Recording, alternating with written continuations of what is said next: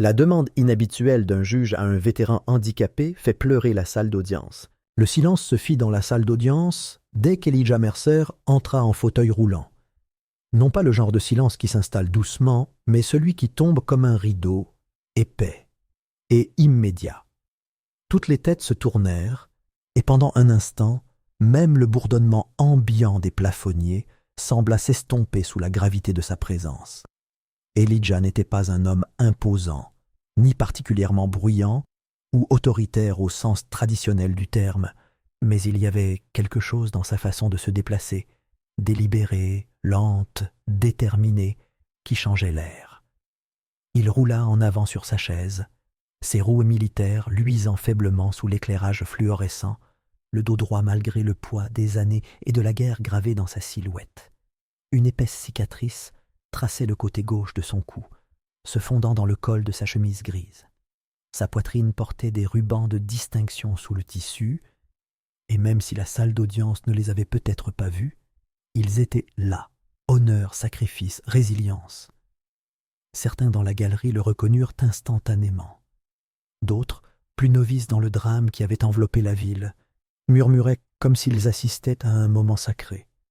Elijah Mercer, le héros de Kandahar, celui qui avait porté 2 hommes sur son dos sous le feu ennemi avant l'explosion qui lui avait arraché les jambes, celui dont l'histoire avait autrefois fait la une des journaux nationaux, puis sombré dans un anonymat discret.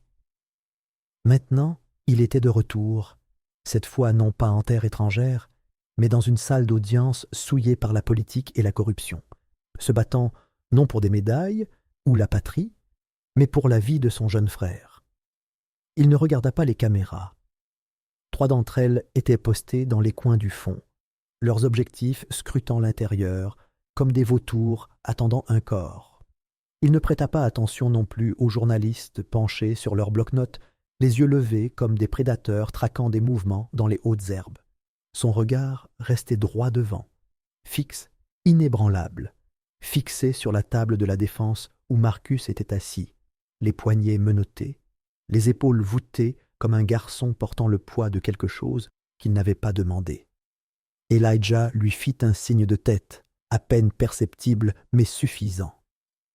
Marcus cligna des yeux, la lèvre tremblante comme s'il essayait de retenir 1000 non-dits. Le silence se poursuivit jusqu'à ce que le juge frappe du marteau, rétablissant un ordre artificiel dans la salle. Elijah n'était pas l'accusé, il n'était pas avocat, il ne figurait même pas sur le rôle officiel. Pourtant, il était là, zigzagant entre les bancs rigides, ses pneus émettant un léger murmure en roulant sur le linoléum poli. L'huissier semblait incertain, à 2 doigts de l'intercepter, mais hésita lorsque le juge Rowan Elliott leva la main. Le regard du juge suivait Elijah comme on observe une tempête soudaine approcher. Mesuré, inquiet, incertain de ce qui pourrait être emporté sur son passage. Le procès avait déjà commencé depuis 3 jours, tous plus insupportables les uns que les autres. La plaidoirie de l'accusation était répétée, théâtrale, et entachée d'omissions opportunes. Le procureur adjoint Nolan Chase était au sommet de sa forme, un homme taillé pour le spectacle public avec ses costumes sur mesure, sa posture impeccable et sa voix de dague polie. Il arpentait la salle d'audience avec une arrogance discrète, s'arrêtant au bon moment, jouant du violon avec le jury. Son récit était simple. Marcus Mercer, 17 ans, un enfant de la rue, avait piqué une colère noire et tiré de sang-froid sur l'agent Jace Brandt lors d'une patrouille de routine à Eastbrook. Les médias s'étaient déjà emparés de cette version, affichant la photo de classe de Marcus sur tous les écrans, assombrissant l'image pour le rendre plus menaçant, déterrant des casiers judiciaires mineurs, soit expurgés, soit douteux. Elijah observait depuis son siège au bord de la salle, les poings serrés sur ses genoux chaque fois qu'un témoin prouvait un mensonge. L'agent qui affirmait que Marcus avait avoué, le technicien médico-légal qui a juré que les empreintes correspondaient, même si Elijah savait que le laboratoire faisait l'objet d'une enquête pour falsification de rapport. Le voisin qui a entendu un coup de feu et vu un garçon en sweat à capuche courir. un détail vague conçu pour faire trembler un jury composé de personnes n'ayant jamais mis les pieds dans le quartier de Marcus. Le décorum de la salle d'audience était une farce, une mise en scène orchestrée pour paraître neutre et juste tout en dissimulant une certaine rancœur. Tout semblait trop net, trop aligné, comme une chaîne de dominos méticuleusement programmée pour ne tomber que dans une seule direction. Elijah avait été soldat assez longtemps pour savoir reconnaître quand un champ de bataille était truqué. Et celui-ci l'était. Il y avait trop de coïncidences. Trop de personnes influentes avaient investi dans la condamnation de Marcus. La confiance du procureur était inébranlable, ses témoins trop raffinés, leur mémoire trop parfaite. Les pièces du puzzle ne s'assemblaient que si l'on savait regarder au-delà. Elijah n'avait pas toujours été aussi amer. Il se souvenait d'une époque où il croyait au système, au serment, à la justice qu'il avait juré de protéger en tant que soldat. Mais quelque part entre les explosions à l'étranger et les gros titres de la presse nationale, cette croyance s'était fissurée. En regardant son frère, un enfant qui pleurait sur des chaînes de vélo cassées et veillait tard pour essayer de construire des robots à partir de pièces détachées, maintenant affalé sur la chaise d'un accusé comme un condamné, Elijah sentit quelque chose se briser plus profondément que sa colonne vertébrale ne l'avait jamais fait. Le marteau avait à peine refroidi après les plaidoiries qu'Elijah commença à s'immiscer dans la procédure. Il exigea de parler, déposa des requêtes manuscrites, envoya des courriels au greffier et laissa des messages vocaux au cabinet d'avocats. Il savait qu'ils essaieraient de le réduire au silence. Et lorsque ces méthodes échouèrent, il se présenta en personne, refusant de partir tant que son nom ne serait pas inscrit sur la liste. Ce n'était pas la bienséance qui avait forcé le tribunal à l'autoriser, mais la pression. L'intérêt du public s'était accru dès que la nouvelle de l'implication d'Elijah Mercer s'était répandue. Les réseaux sociaux s'en rendirent compte. Des associations d'anciens combattants publièrent des déclarations. Les politiciens commencèrent à transpirer. Ils ne pouvaient pas se permettre de lui faire obstruction sans attirer les soupçons. Il le savait. Il s'en servit. Mais même là, cela ne suffisait pas à ébranler les fondements de la situation. Marcus l'avait toujours admiré, le suivait partout comme son ombre quand ils étaient plus jeunes. Elijah se souvenait de la fois où il était rentré en permission et où Marcus avait fabriqué un panneau de bienvenue en carton, avec des paillettes et des lettres de travers. Il se souvenait de l'expression de Marcus lorsqu'il avait promis de toujours le protéger. Et maintenant, assis dans cette salle d'audience, entouré d'hommes et de femmes qui voulaient écraser Marcus sous un verdict, il se sentait coupable d'avoir laissé les choses aller aussi loin. Mais il n'était pas venu les mains vides. Il y avait quelque chose qu'il n'avait dit à personne, pas même à Marcus. Quelque chose qui s'était passé 2 semaines auparavant. Une parcelle de vérité enfouie sous le silence, le genre de vérité qui pouvait bouleverser toute la trajectoire de cette affaire. Ce n'était pas une preuve, du moins pas au sens traditionnel du terme. Ce n'était pas une preuve irréfutable, ni un rapport ADN, ni une confession soudaine. C'était un moment, une rencontre, une conversation qui avait bouleversé tout ce qu'il pensait savoir sur l'affaire. Et cela le terrifiait, non seulement à cause de ce que cela signifiait pour Marcus, mais aussi à cause des autres personnes impliquées. Il ne pouvait oublier la façon dont les mains de l'homme avaient tremblé lorsqu'il avait remis la clé USB à Elijah, comment sa voix était à peine plus haute qu'un murmure lorsqu'il avait expliqué ce qu'il avait vu. Il ne pouvait oublier l'avertissement « Il me surveille.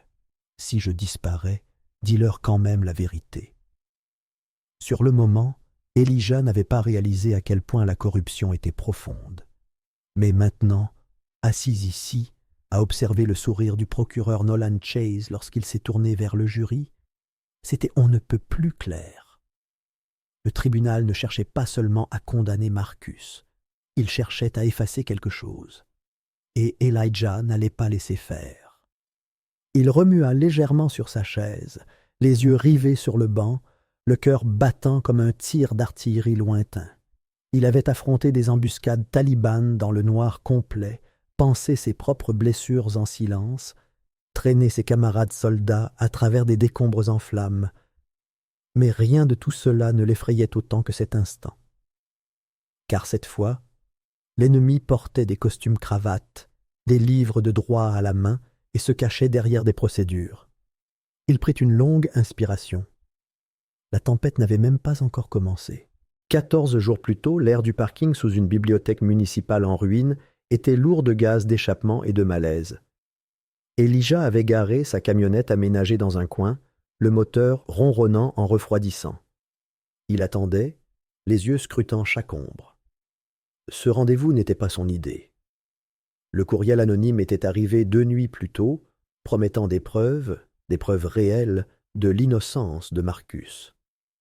Au début, il crut à un piège, un appât tendu par quelqu'un au sein de la police qui cherchait à découvrir ce qu'il savait. Mais quelque chose dans le message, les détails, le langage, l'urgence, semblait légitime. Pourtant, Elijah était arrivé armé, non pas avec une arme, mais avec une caméra piéton discrètement accrochée à son revers et un téléphone enregistrant dans sa poche. L'homme qui émergea enfin d'entre les piliers n'avait pas l'air d'un lanceur d'alerte. Darnell Hayes paraissait ordinaire, presque oubliable avec son sweat à capuche gris et son jean usé. Mais son regard, perçant, hanté, trahissait une toute autre histoire. Il marchait avec la prudence d'un homme qui regardait par-dessus son épaule plus souvent qu'il ne clignait des yeux chaque jour. Il reconnut Elijah instantanément, hochant la tête sans sourire. Darnell resta silencieux au début.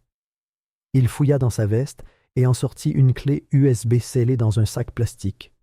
Il la lui tendit comme si elle était radioactive, et Elijah la prit lentement, jetant un coup d'œil à Darnell. Il attendit. « Cette clé USB, » commença Darnell d'une voix basse et rauque, soit par peur, soit par épuisement, contient des enregistrements audio, des notes de police interne et des séquences vidéo. Cela prouve que votre frère n'a pas tué l'agent Jace Brandt. Il a été piégé. Elijah ne réagit pas. Son expression était impassible, comme à Kandahar, lorsque les briefings incluaient des estimations de victimes. Son cœur battait la chamade. Darnell expliqua qu'il travaillait sous les ordres du commandant de police du district, Wesley Brandt, le père de Jace. Darnell avait été analyste de système, ce qui signifiait qu'il avait accès à des archives numériques dont la plupart des gens ignoraient l'existence. Au fil du temps, il avait remarqué des anomalies, horodatage manquant, flux vidéo falsifiés, registres d'arrestation effacés. Il n'avait rien dit jusqu'à ce qu'il entende Brandt et 2 agents discuter de la manière de neutraliser une menace pour la réputation du service. Cette menace avait un nom. Marcus Mercer. « Ton frère s'est approché de trop près », murmura Darnell, fixant le parking sombre et vide par-dessus Elijah. Il posait des questions sur un de ses amis disparus. Ce gamin avait une vidéo de Jace Brandt transportant des marchandises à l'arrière d'un SUV du commissariat. Et puis, le gamin a disparu et Marcus est arrêté pour meurtre. Elijah voulait demander pourquoi Darnell risquait sa vie pour eux. Mais il connaissait déjà la réponse. Certains hommes fuyaient la culpabilité. D'autres essayèrent de la contrebalancer. « Tu as la voix pour les arrêter », ajouta Darnell. « Je ne peux pas rendre l'affaire publique. » « Mais toi, tu peux. Tu as gagné leur respect grâce à ton uniforme. Fais-en usage. » De retour chez lui ce soir-là, Elijah brancha la clé USB sur un ordinateur portable sécurisé qu'il cachait sous une latte de parquet. Pendant le chargement des fichiers, il haleta. Il était là. Jace Brandt, filmé, plaque un adolescent menotté contre un mur sous les rires de 2 autres policiers. Un autre clip le montrait sortant un objet de son coffre et le tendant à un homme en civil. Les enregistrements audio étaient pires, des conversations émaillées d'insultes racistes, des allusions au nettoyage des quartiers sensibles et la mention explicite du nom de Marcus. Elijah se sentit mal.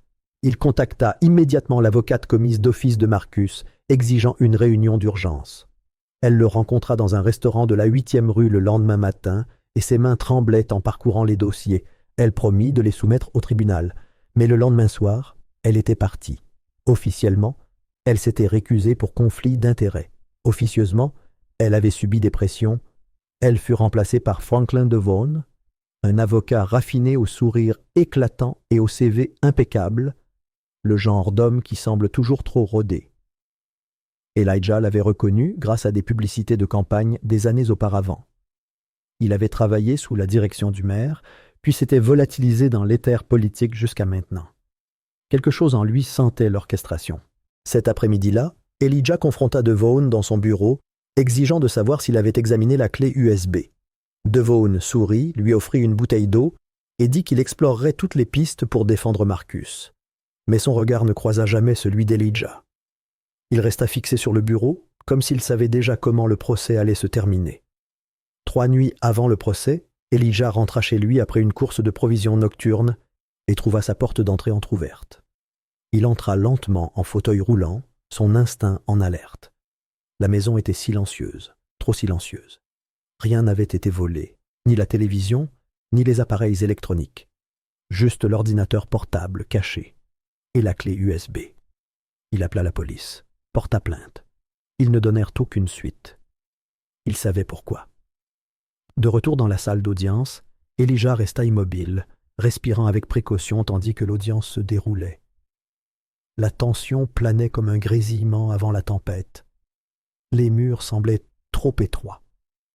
Il regarda l'accusation montrer des photos de la scène de crime, entendit des témoins faire des déclarations contradictoires, et vit Marcus assis à la table de la défense, les épaules voûtées, le regard lourd de peur et de confusion.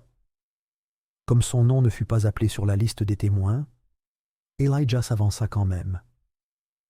La salle d'audience réagit comme une ondulation sur une eau calme, halètement, bougea sur ses sièges. L'un des jurés se pencha en avant, curieux. Le juge Rowan Elliott, perché derrière son banc surélevé, marqua une pause au milieu d'une phrase. Son regard se fixa sur Elijah avec plus d'agacement que de surprise. Elijah déclara qu'il ne demandait pas la permission. Sa voix ne s'éleva pas, mais elle porta. Ce n'était pas de la provocation. C'était une clarté aiguisée par le sacrifice. Le juge soupira, mais fit signe à l'huissier de le laisser continuer. Ce qui suivit n'était pas une défense légale. C'était un témoignage de vérité vécue. Elijah parle de Marcus comme du garçon qui le suivait partout avec des bottes 2 pointures trop grandes, celui qui avait pleuré le jour de son déploiement. Il parle de son retour chez lui brisé, croyant la guerre derrière lui pour finalement découvrir qu'une autre avait été menée contre son frère. Il décrivit ce que signifiait servir un pays qui semblait désormais prêt à écraser tout ce qu'il aimait. Il ne mentionna pas la clé USB, pas directement. Elle avait disparu, et la mentionner ne ferait qu'ouvrir la porte à son inexistence. Au lieu de cela, il dépeignit le portrait d'un système corrompu, auquel il avait autrefois cru. Il ne pleura pas jusqu'à la fin, lorsqu'il dit qu'il s'en voulait. Que pendant son séjour à l'étranger, les combats auxquels Marcus avait été confronté étaient restés invisibles et sans protection. Le juge Elliott ne l'interrompit pas une seule fois. Il resta immobile, mais ses yeux brillaient d'une lueur indéchiffrable. Puis le juge se leva. Le jury cligna des yeux, surpris par ses paroles suivantes. Il leur demanda de se lever. Même Elijah parut perplexe. Mais il obéit. Le juge se tourna vers lui, l'air soudain solennel. Il ordonna à Elijah de prendre le marteau. La salle d'audience se figea. L'huissier hésita, puis s'avança et plaça le marteau en bois dans la main ouverte d'Elijah. Le juge expliqua que le marteau représentait l'autorité du tribunal, mais qu'aujourd'hui, il reflèterait le poids de la vérité. Il précisa qu'il ne s'agissait pas de faire du théâtre, mais de témoigner. La main d'Elijah trembla lorsqu'il la leva. Ses doigts se crispèrent davantage. Puis il la baissa. Le bruit résonna comme un coup de tonnerre dans la salle. Des halètements emplirent le silence. Certains jurés tressaillirent. Une femme s'essuya la joue du revers de la main. Même l'huissier détourna le regard un instant, la mâchoire serrée. Mais derrière cet acte singulier, Elijah savait que la machine ne s'était pas arrêtée. Le pouvoir ne capitulait pas facilement. Des acteurs continuaient à manipuler les pièces dans l'ombre, s'efforçant d'étouffer la vérité avant qu'elle ne s'embrase. Il avait pris sa retraite. Mais la lutte pour la vie de Marcus était loin d'être terminée. Lorsque l'audience fut suspendue pour le déjeuner, le juge Rowan Elliott se glissa par la porte latérale de la chambre, sa robe flottant derrière lui, alourdie par le poids des décisions déjà prises et de celles à venir. Son visage resta impassible, mais intérieurement, ses nerfs étaient à vif. Il se dirigea d'un pas rapide vers ses appartements privés qu'il trouva déjà occupés. L'attendait, assis avec l'arrogance d'homme qui se croit intouchable, le maire Lionel Langston, le commandant Wesley Brandt et le sénateur Douglas Creel.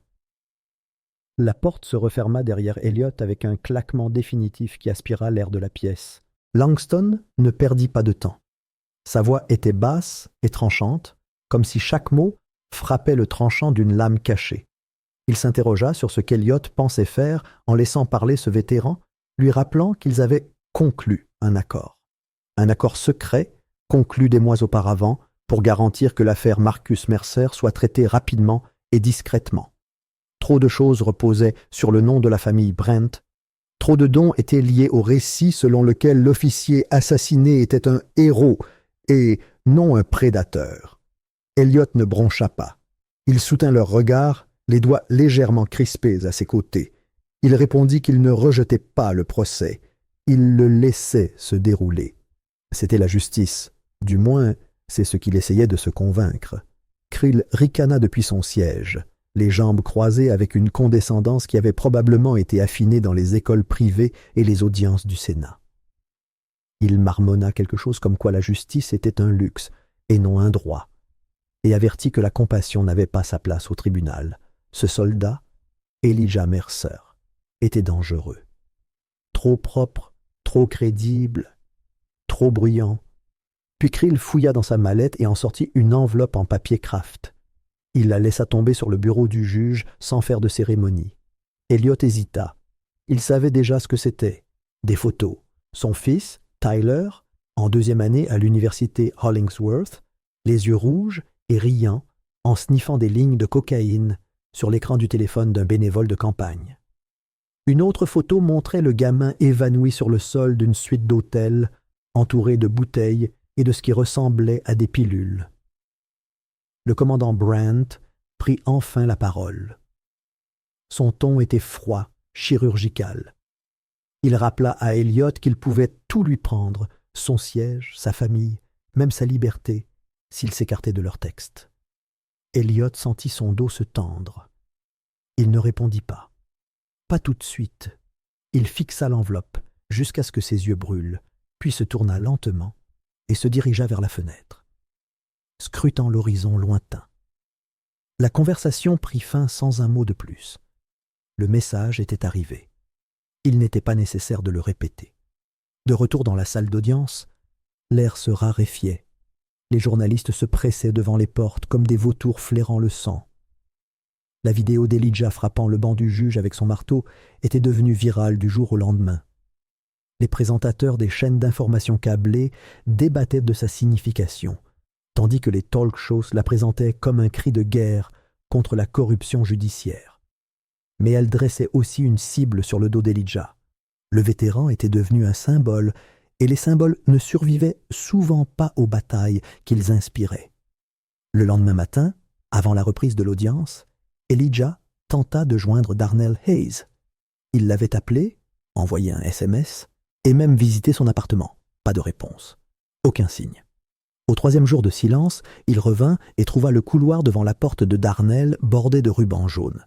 Un voisin se pencha hors de leur appartement pour murmurer que Darnell avait fait une overdose.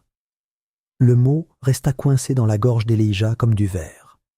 Il avait déjà vu des overdoses, à l'étranger, chez lui et lors de ses visites à la clinique des anciens combattants. Mais il savait aussi à quoi ressemblait une overdose simulée. Il y avait des schémas récurrents dans ce chaos, des seringues propres, des corps parfaitement disposés, des messages censés ressembler à une coïncidence. Il n'avait aucune preuve, mais son instinct lui criait que Darnell n'était pas mort par choix. La clé USB, celle contenant tous les fichiers, n'avait jamais été retrouvée. Elijah avait copié une partie de son contenu sur son cloud crypté avant le cambriolage, mais elle n'était pas recevable au tribunal sans l'original. Toutes les portes auxquelles il frappait se fermaient avant de pouvoir s'ouvrir. Chaque appel à une enquête indépendante était rejeté. Il déposa quand même une requête, demandant plus de temps, une enquête interne sur la subornation policière et l'intimidation de nouveaux témoins. Le juge Elliott reçut la requête dans son cabinet. Il la fixa longuement, ses doigts parcourant le bord du papier, se souvenant du bruit du marteau d'Elijah. Cela l'avait hanté, résonnait dans ses rêves. L'espace d'un instant, il envisagea de l'accepter, juste assez longtemps pour arrêter la machine qui broyait Marcus. Mais il regarda alors l'enveloppe, toujours fermée, dans son tiroir, dont le poids pesait sur lui comme une chaîne autour de son cou. Au bout d'une heure, il retourna à la barre et rejeta la motion. Elijah observait depuis son siège. Il ne broncha pas, il ne protesta pas, mais quelque chose en lui changea. Il avait toujours cru que si l'on faisait tout correctement, servir son pays, marcher droit, parler avec respect, on l'écouterait. Les systèmes fonctionneraient. Mais maintenant, il voyait la vérité. La justice n'était pas aveugle. Elle était muselée. Malgré le jugement, Elijah remarqua quelque chose d'étrange dans le comportement d'Elliott. Il était plus froid, certes, mais aussi moins sûr de lui. Son regard s'attarda plus longuement sur Elijah. Ses mains tremblaient légèrement lorsqu'il prit son stylo. Il y avait là une culpabilité, évidente et crue, du genre qu'on ne pouvait enfouir sous le jargon juridique ou les formalités procédurales. Elijah reconnut ce regard. C'était le même qu'il avait vu dans les yeux des soldats qui avaient pris la mauvaise décision sur le champ de bataille. Des hommes qui vivaient avec des décisions qui ne cessaient de raisonner. Et Elijah attendit, non pas par désespoir, mais par calcul, parce que la culpabilité, nourrie par la vérité, pouvait briser un homme ou le pousser à briser le système qu'il servait. Il ignorait quelle direction prendrait le juge Elliott, mais il avait vu la fracture, la fissure dans l'armure. Et maintenant, il lui fallait juste persévérer. Devant le tribunal, des manifestations se formaient. Au début modestes, quelques voix avec des pancartes, réclamant justice pour Marcus Mercer. Mais elles s'amplifiaient d'heure en heure, alimentées par les réseaux sociaux, les animateurs radio et les défenseurs des droits civiques qui avaient eu vent de l'affaire. Des associations d'anciens combattants commencèrent à s'exprimer. Les journalistes creusèrent davantage. Chaque murmure ajoutait à la pression qui montait comme de la vapeur sous une marmite scellée. Dans la salle d'audience, le procès se poursuivait, une lente combustion allumée sous des couches de mensonges et un silence forcé. Des témoins, encadrés par l'accusation, montaient à la barre. Les preuves, obtenues de manière douteuse et présentées de manière sélective, coulaient comme du poison aux oreilles du jury. Franklin Devon, le nouvel avocat de Marcus, n'opposa guère de résistance. Il objectait au bon moment, jouait son rôle avec conviction, mais n'insistait jamais. Jamais ne contestait, jamais ne défendait. Il était, comme Elijah le craignait, un pion politique vêtu d'un costume bien ajusté. Mais Marcus se redressait. Depuis le témoignage d'Elijah, quelque chose en lui avait changé. Il n'avait plus l'air abattu. Il semblait conscient qu'il n'était pas seul, que son frère n'avait pas abandonné, et cela signifiait quelque chose. Elijah restait assis à sa place chaque jour, les yeux rivés sur le juge, sur le jury, sur chaque murmure qui circulait entre l'accusation et le tribunal. Il étudiait leurs récits, notait chaque lueur d'inconfort. Il sentait les failles se creuser, entendait le stress grincer sous la surface. Il ignorait combien de temps il lui restait, ni jusqu'où ils iraient pour le faire taire. Mais il savait que ce n'était pas fini, pas encore. À une journée seulement des plaidoiries finales, Elijah était assis dans le parc en face du palais de justice, le poids du procès pesant sur lui, comme une pierre enchaînée à sa poitrine. Les arbres se balançaient doucement dans la brise matinale, mais l'air était toujours suffocant, comme si la vérité elle-même peinait à respirer. Le monde lui échappait, des gens promenant leurs chiens, sirotant un café, prenant le bus. Mais pour Elijah, le temps s'était ralenti, une spirale d'angoisse et de détermination. Il était assis, immobile, sur un banc taché de rouille, les yeux rivés sur le reflet du palais de justice dans la vitre d'un bus qui passait. Le bruit des bottes sur le gravier interrompit sa transe. DeShawn Clark s'approcha, grand, mince, en jean et blouson aviateur usé. Une cicatrice perçait sous son col, souvenir de cette même mission à Kandahar où Elijah avait perdu ses jambes.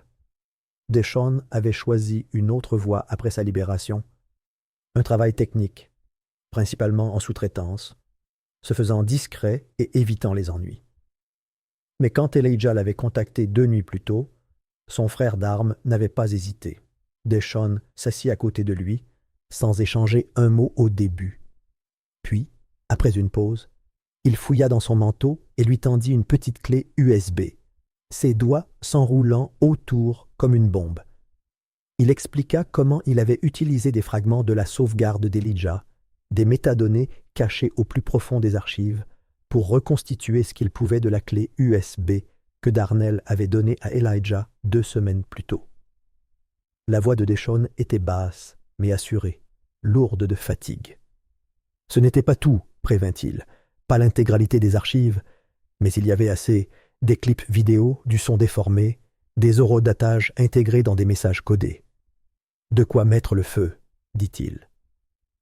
Au lever du soleil, Elijah avait déjà traversé la rue, contourné la sécurité et remis la clé USB directement au greffe.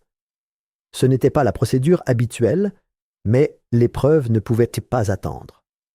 La greffière lui lança un regard las, comme si elle savait les ennuis que cela pourrait entraîner, mais accepta le paquet d'un hochement de tête silencieux. Elijah s'éloigna, un étrange espoir lui grattant la poitrine. 3 heures plus tard, cet espoir se réduisit en cendres. Il apprit d'un huissier dans le couloir que la clé USB avait été déclarée irrecevable. Violation de la chaîne de possession, disait-on. Jugée compromise. Le nom du greffier n'était même pas mentionné dans le rapport. Lorsqu'Elijah confronta l'avocat de Marcus, Franklin DeVaughn, le haussement d'épaule de l'homme était presque théâtral. Il dit qu'il n'y avait rien à faire, que le tribunal avait statué. Son expression était douce et indifférente, mais son regard exprimait quelque chose de plus froid, un rejet calculé, comme si Elijah était un débutant entrant dans un jeu truqué. C'est alors qu'Elijah prit sa décision. Il n'attendrait pas. Il ne laisserait pas cette affaire disparaître dans un autre trou noir procédural. Les personnes présentes dans cette salle d'audience devaient voir la vérité, non pas sur papier ni à voix basse, mais en temps réel, de leurs propres yeux. Il traversa le couloir du tribunal comme un homme en feu, ignorant les cris de l'huissier qui remarqua la disparition de son badge. Les portes de la salle d'audience s'ouvrirent en plein milieu de l'audience dans un grincement strident, provoquant les regards étonnés des jurés et les halètements du public. Le juge Elliott se figea derrière le banc, son marteau déjà à la main. Les avocats restèrent stupéfaits, y compris DeVaughn, qui ressemblait à quelqu'un qui regarde une grenade tomber sur la table. « Votre honneur », commença Elijah en essayant de garder un ton neutre.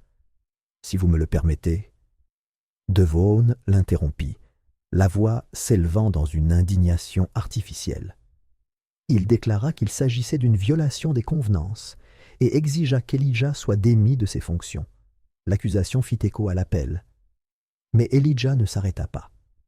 Il fouilla dans sa veste et en sortit la clé USB.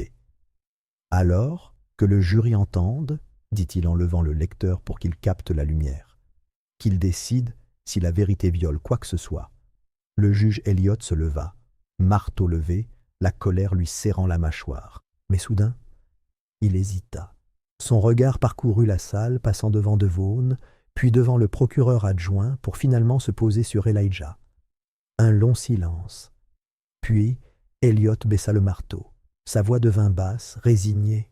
« Écoutez. » La salle d'audience tomba dans un silence stupéfait lorsque l'huissier prit la clé USB et l'inséra dans l'écran. L'écran vacilla, D'abord des parasites, puis une vidéo granuleuse remplit l'écran de projection. La vidéo était instable, filmée en plongée. Probablement une caméra de police ou un système de surveillance routière.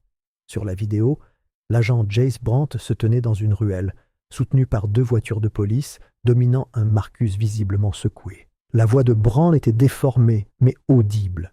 Il accusa Marcus d'être un mouchard, le mit en garde contre le fait de parler aux mauvaises personnes.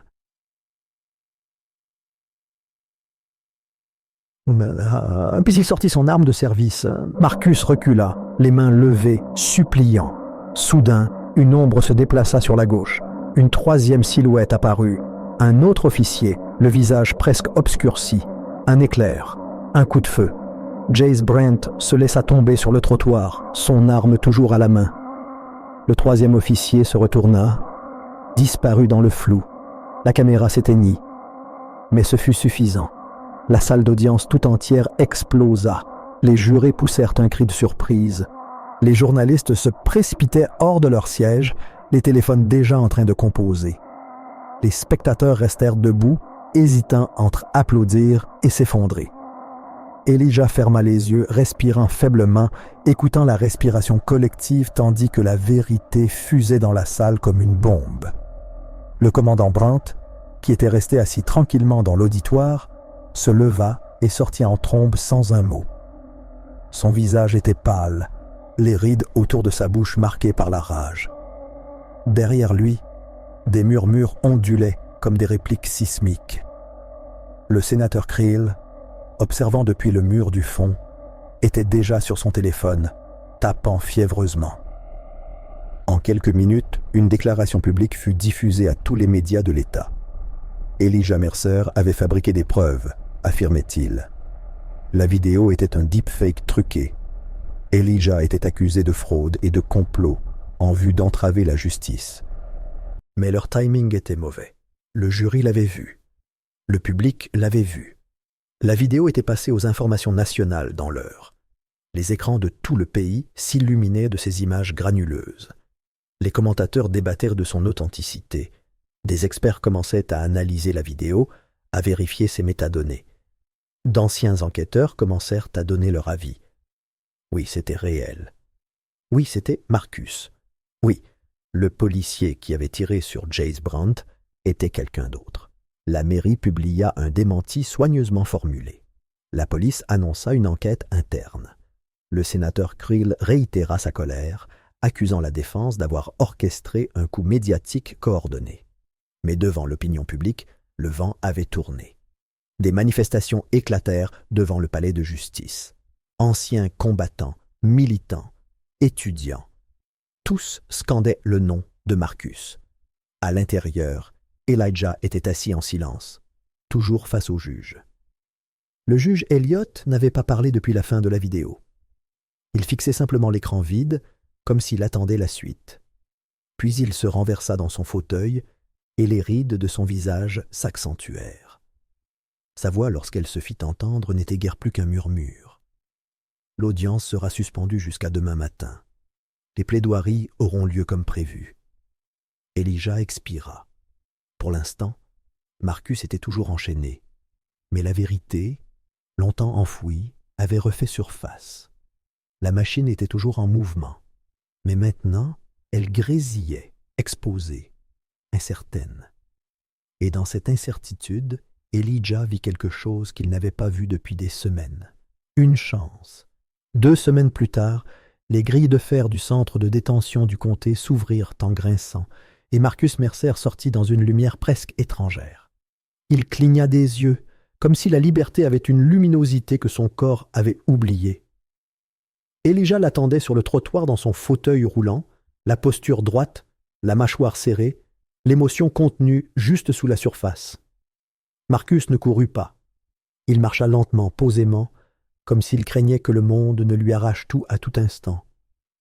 À mi-chemin, Marcus tomba à genoux, enfouit sa tête dans les genoux d'Elijah et pour la première fois depuis des années, pleura sans honte.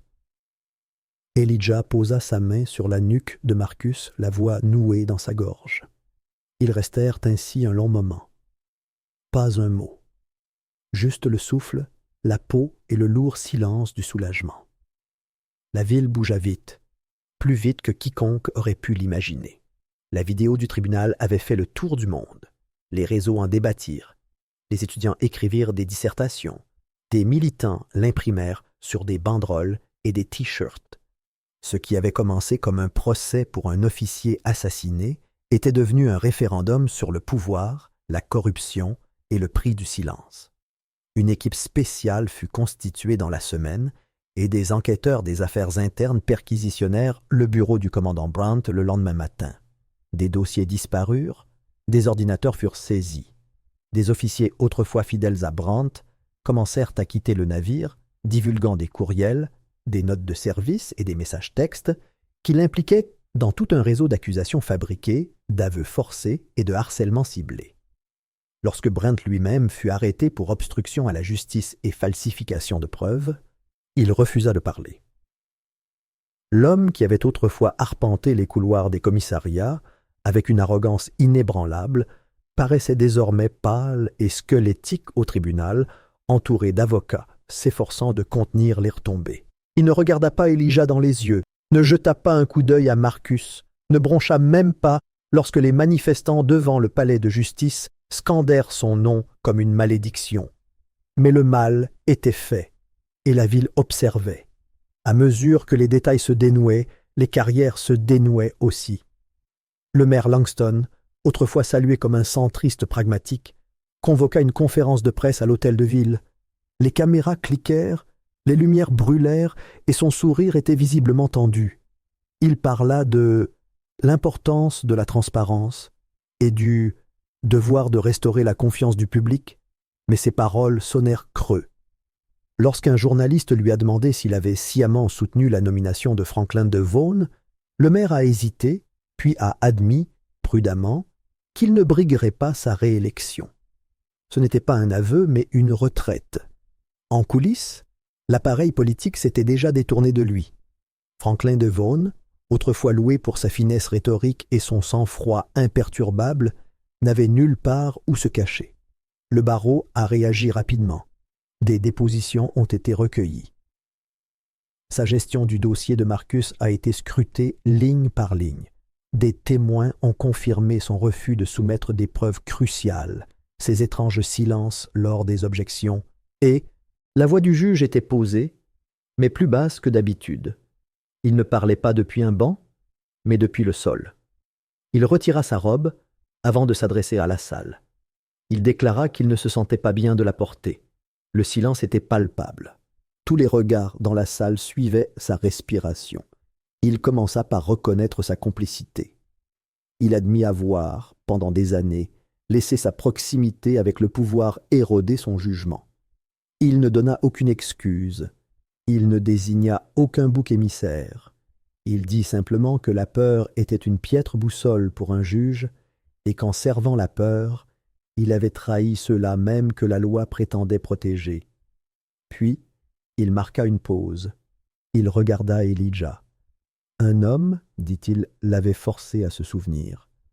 Une voix avait brisé la performance, le rituel et la pression. Cet homme n'était venu ni avec un titre, ni avec un diplôme. Il était arrivé en fauteuil roulant, traînant derrière lui traumatisme, histoire et douleur, et avait pourtant le courage de s'asseoir sur le banc, non pas avec vengeance, mais avec vérité. La loi n'existe pas pour ceux qui l'exercent, dit le juge d'une voix basse mais ferme.